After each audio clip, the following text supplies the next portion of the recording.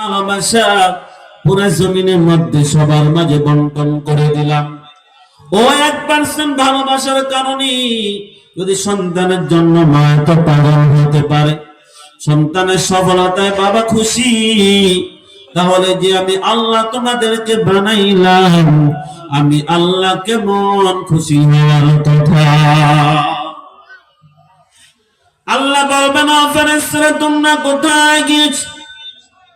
ফেরেশতারা বলবে, মালিক আমরা এমন একটা স্থানে গিয়েছি যেখানে আপনার কোরআন আলোচনা হয়, হাদিসের আলোচনা হয়, আপনার জিকির হয়। আল্লাহ বলবেন, ও ফেরেশতারা এই মজলিসের মধ্যে আমার বান্দারা কেন আসলো? ফেরেশতারা বলবে, মালিক আপনার বান্দারা আপনার দিদার লাভ করতে চায়। ফেরেশতারা বলবে, মালিক আপনার দিদার লাভ করতে চায়। আল্লাহ বলবেন, ও ফেরেশতারা তোমরা বলো বান্দারা আমার দিদার লাভ করতে চায়, আমি জানতে চাই বান্দারা কি আমার দেখছেনি? ফেরেশতারা বলে, মালিক না না আপনার বান্দারা আপনাকে দেখেনি। আল্লাহ বলবেন, ও ফেরেশতারা তোমরা শোনো বান্দারা আমাকে না দেখে আমার জন্য পাগল, আমি জানতে চাই বান্দারা আমাকে দেখলে আমাকে দেখার জন্য কেমন পাগল হতো।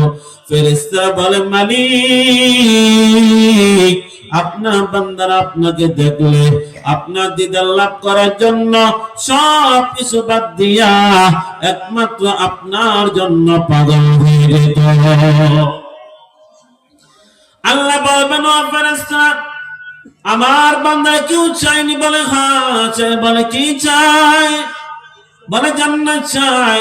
আল্লাহ বলবেন, ও ফেরেশতারা বান্দারা জান্নাত চায়, বান্দারা কি জান্নাত দেখছে? ফেরেশতারা বলবে, মালিক না না আপনার বান্দারা জান্নাত দেখে নাই। আল্লাহ বলবেন, ও ফেরেশতারা বান্দারা জান্নাত না দেখে জান্নাতের জন্য পাগল, আমি জানতে চাই বান্দারা জান্নাত দেখলে বান্দারা কি করে? ফেরেশতারা বলে, মালিক আপনার বান্দারা জান্নাত দেখলে জান্নাত উপার্জন করার জন্য সবকিছু বাদ দিয়ে একমাত্র জান্নাতের জন্য পাগল হয়ে যেত। আল্লাহ বলবেন, ও ফেরেশতারা বান্দারা আর কেউ চায়নি? বলে হ্যাঁ চাই। কি চাই? বলে আপনার বান্দারা জাহান্নাম থেকে মুক্তি চায়।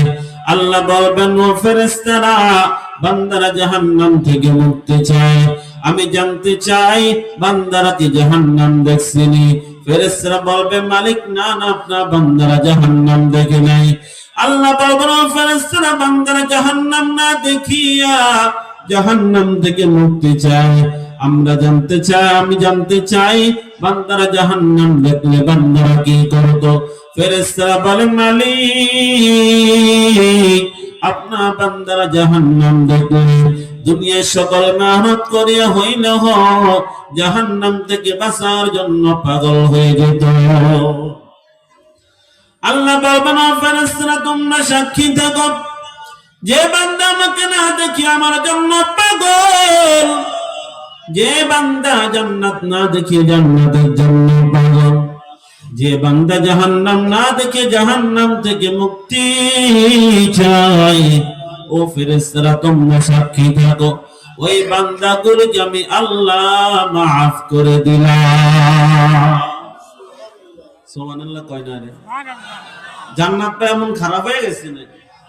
ওরে বাবুর এখন যদি খালি কইতো চেয়ারম্যান সাহেব আগামীকাল খালি আমার নামে তাকবীর দিবা, বিকেল বেলা 1 প্যাকেট বিরিয়ানি দিব, তাহলে সারাদিন চিল্লাইতে কষ্ট হয় না। আল্লাহ এখন বলেন জান্নাত দিব, আমরা খুশি না বেজার? আরো যারা খুশি না বেজার বলেন সুবহানাল্লাহ।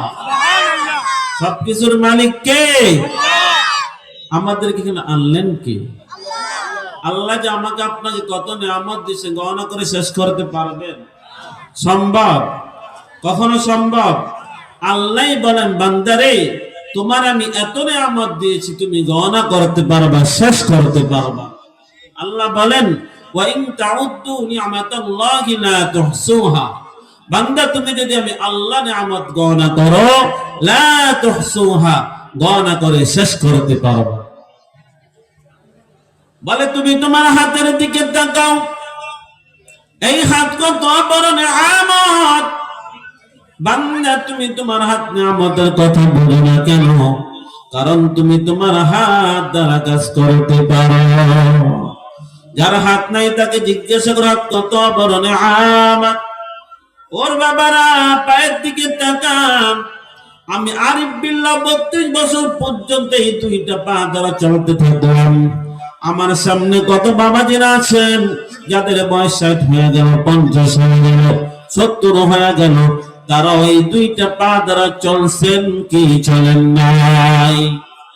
অথচ একটা মোটর সাইকেলের মধ্যে যদি 1 লিটার তেল ঢুকানো হয়, বলে কয় কিলোমিটার চলবে? বলে 80 কিলোমিটার চলবে, 100 কিলোমিটার চলবে। তেল শেষ হয়ে যাবে, গাড়ি বন্ধ হবে কি হবে না? তেল শেষ, গাড়ি বন্ধ হয়ে যায়। অথচ আমি যে লক্ষ লক্ষ মাইল চললাম, আপনি যে লক্ষ লক্ষ মাইল এই দুইটা পা দ্বারা চললেন। বাবা জানতে চাই কয় লিটার তেল ব্যবহার করেছেন? করেছেন নাকি? কথা কয় না কা? তেল দিছেন কে? আরো জোরে কে? একটু মালিককে ডাক দেন না আল্লাহ। আল্লাহ তাআলা তেল দিলেন প্রমাণ কি? বলে আমার মতো তোমার মতো মানুষ, আমার মতো হাত আছে, আপনার মতো পা আছে, কিন্তু হাত থাকা সত্ত্বেও হাত দ্বারা কাজ করতে পারে না, পা থাকা সত্ত্বেও পা দ্বারা হাঁটতে পারে না। আছে কি নাই? বলে কেন পারে না? পারে না বলে একটাই কারণ, ওই বান্দার তেল আল্লাহ তাআলা বন্ধ করে দিয়েছে। এখানে শুকরিয়া আদায় করব কার? এ বাবা জোরে বলেন কার? আরো জোরে বলেন কার? আল্লাহ ডাকলে বড় কষ্ট হয় বাবা, কথা কয় না? একটু মোহাব্বতে বলেন তো আল্লাহ। যাই হোক, আমি আমার মূল আলোচনায় যাই, খুব সংক্ষেপ আলোচনা। আমি যে আয়াত তেলাওয়াত করেছি, আল্লাহ পাক রব্বুল আলামিন ওই আয়াতের মধ্যে